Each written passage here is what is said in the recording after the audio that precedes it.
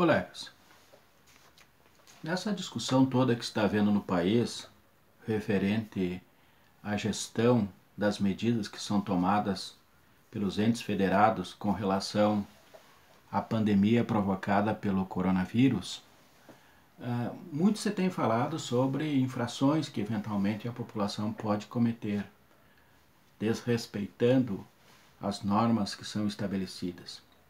E se fala inclusive em punição por crimes que possam ser cometidos neste contexto. Eu vou conversar então um pouco hoje sobre o principal dos crimes que diretamente está relacionado com esta situação excepcional que o país vive. Na verdade, há um título no Código Penal que trata dos crimes contra a incolumidade pública, ou seja, visa proteger a segurança da vida no espaço público, né, impedindo que surjam situações de dano ou de perigo a esta segurança. E neste título há um capítulo que fala da proteção da saúde pública especificamente.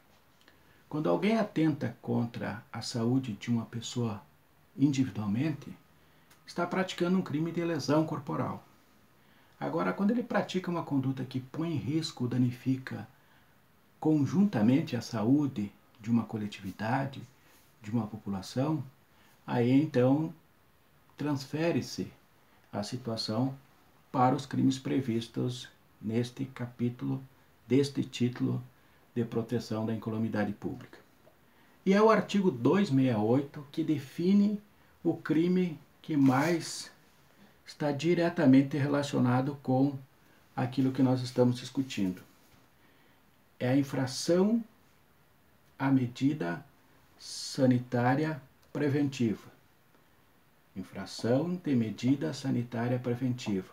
Artigo 268 do Código Penal.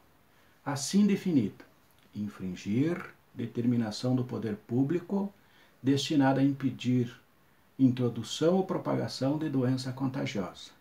Pena: detenção de 1 mês a 1 ano e multa.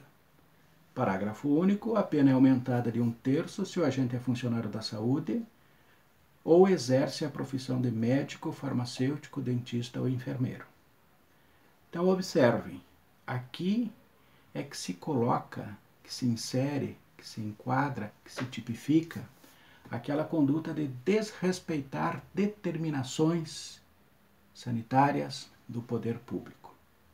Sejam decretos, sejam portarias, sejam ordens de serviço, oriundas da União, dos estados, do Distrito Federal ou dos municípios.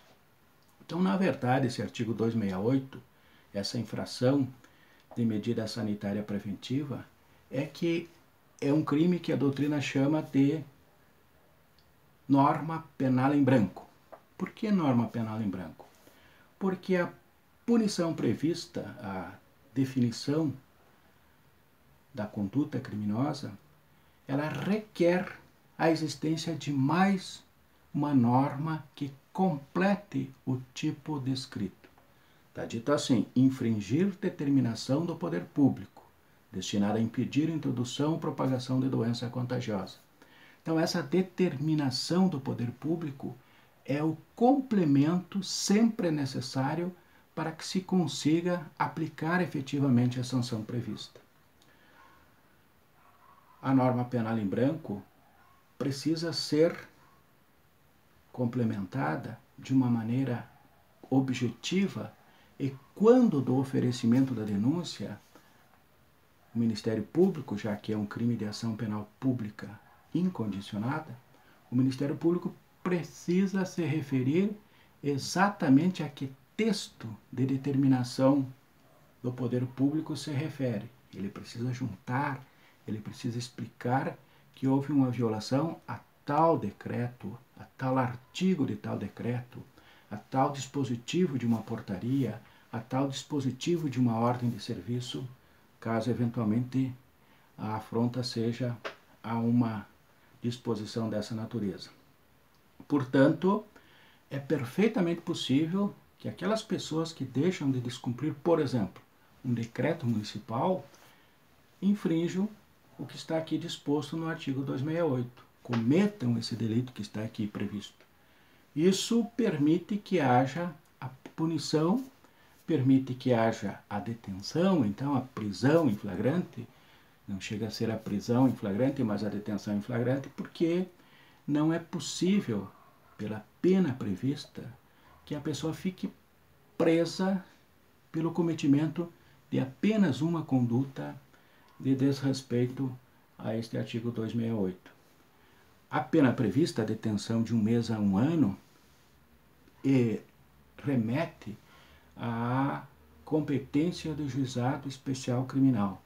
A Lei 9.099, de 95, dispõe que, quando a infração for de menor potencial ofensivo, quando for uma contravenção ou quando for um crime cuja pena máxima prevista não exceda 2 anos, haverá de ser instaurado um termo circunstanciado e é cabível a transação penal numa audiência preliminar a se realizar antes da propositura da ação penal.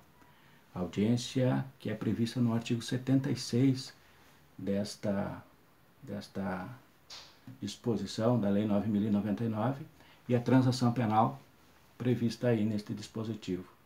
No artigo 89 desta mesma Lei 9.099, se prevê, caso não haja transação penal, porque não seja cabível por qualquer razão, porque existem outros elementos que são necessários de serem preenchidos para que haja a possibilidade do Ministério Público propor a transação penal, e é também necessário que o investigado aceite, acate, concorde em fazer a transação penal. Caso isto não ocorra, ainda quando da denúncia, o Ministério Público terá de propor a suspensão condicional do processo. Está previsto, como eu me referi, no artigo 89 desta Lei 9.099. Então, na prática, vamos dizer assim, dificilmente alguém terá problemas com a sua liberdade a partir do desrespeito a esse dispositivo. Só, eventualmente, numa segunda situação, numa segunda violação do que está disposto na lei, no artigo 268, é que se poderá falar, numa perda da liberdade, mesmo que eventualmente de maneira provisória. Mas o certo é que há à disposição, há a possibilidade de punição e, para determinadas pessoas, a pena pode ser maior. O parágrafo único diz que a pena é aumentada de 1/3, ou seja, então ela passa de 40 dias, de 1 mês e 10 dias, até 1 ano e 4 meses, se o autor do fato for funcionário da saúde pública, ou seja, ele seja servidor público, ou exercer uma dessas 4 profissões: médico, farmacêutico, dentista ou enfermeiro. Neste último caso, independe, no caso de ser médico, farmacêutico, dentista ou enfermeiro, independe de vínculo com a administração pública. Também os profissionais que trabalham na atividade particular, nessas 4 profissões, também receberão a pena majorada caso pratiquem eventualmente este fato. Este crime ele é conhecido também como um crime de perigo abstrato, que se chama. Ele é classificado na doutrina como um crime de perigo abstrato. Os crimes, eles são divididos em crimes de dano e crime de perigo. O crime de dano é aquele que se consuma com a lesão ao direito protegido. No caso aqui, o direito protegido é a saúde pública. Mas, para que se consume o crime, não é preciso que haja um efetivo dano. Basta a situação de perigo. E esta situação de perigo, ela é presumida. Não é preciso que se demonstre que, pelo fato da pessoa desrespeitar a determinação do poder público, tenha havido efetivamente risco à saúde de alguém. É pressuposto que, desrespeitando aquilo que foi determinado, haverá uma situação de perigo.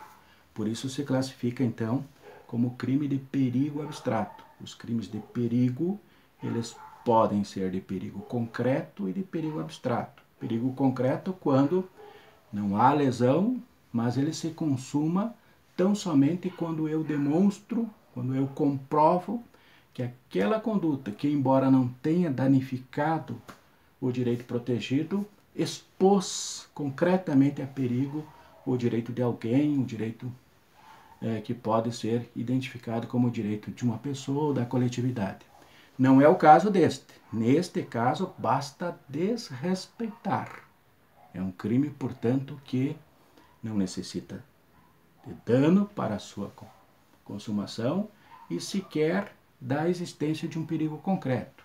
Há uma pressuposição de que a autoridade sanitária, ao estabelecer determinada regra, está protegendo a saúde pública e que os gestos que afrontam, as condutas que afrontam, os atos que afrontam essa disposição, expõem de forma abstrata a coletividade a perigo.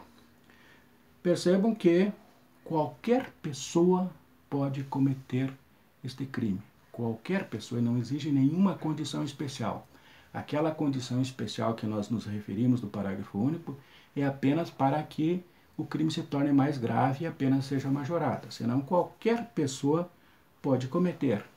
Pode haver a participação, inclusive em conjunto, o desrespeito praticado por um conjunto de pessoas, portanto, um crime em coautoria ou um crime com um partícipe. Alguém pode incentivar outrem a desrespeitar a ordem. Aquele que desrespeita será autor e aquele que incentiva, aquele que induz, instiga ou auxilia, será considerado então como partícipe nos modos do que define o Código Penal no artigo 29, né? Diferenciando o partícipe com uma pena menor, que pode ser reduzida, será a mesma pena prevista para o crime, mas reduzida de 1/6 até 1/3. Por fim, também é preciso que se diga que nós estamos falando neste momento, e vinculamos imediatamente, e é a razão por que estamos conversando aqui, que existe uma situação de proteção à saúde humana. Mas não somente a saúde humana pode ensejar a violação desta regra. Por exemplo, o nosso Tribunal de Justiça do Estado do Rio Grande do Sul tem julgados em que se condenou pessoas que desrespeitaram as regras impostas pelos órgãos de saúde pública do Estado do Rio Grande do Sul para erradicar a febre aftosa que prejudica inicialmente os animais, embora eventualmente possa acabar prejudicando a saúde das pessoas, dos humanos, mas toda a política é voltada, no caso da combate à febre aftosa, para proteger os animais. Então aqui não se fala tão somente da saúde humana. A saúde dos animais também pode ensejar a prática desse crime. Muito embora é evidente que a essência de qualquer proteção da saúde pública, em última instância, é a saúde humana, porque o direito existe para o homem. Aliás, isto é a base da civilização ocidental, né?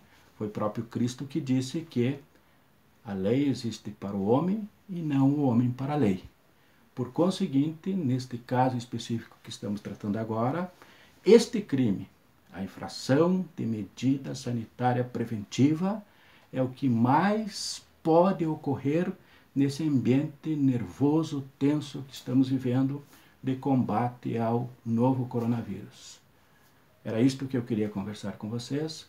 Voltarei em outra ocasião para tratar de outros crimes que estão relacionados diretamente com esta situação de pandemia.